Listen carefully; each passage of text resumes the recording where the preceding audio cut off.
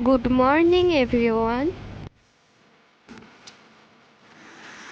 আজ সকালের দিকে হাতে তেমন কাজ ছিল না, তাই ভাবলাম ঘরটা একটু পরিষ্কার করি আর আমার ফটো ফ্রেম।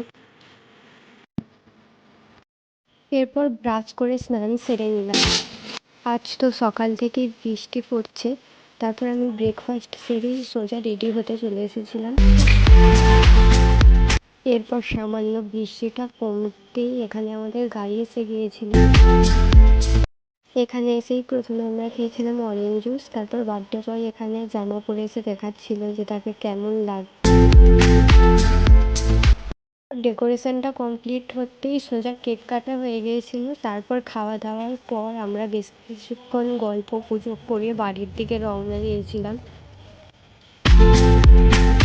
বাড়িতে আসার পরই আমার একটু জ্বর জ্বর মনে হচ্ছিল, তাই আমি একটু রেস্ট নিয়েছিলাম। আর তারপর থেকেই আমার খুব শরীরটা খারাপ হয়ে পড়ে, যার কারণে আমি আর এই দুদিন কোনো ভিডিও দিতে পারিনি।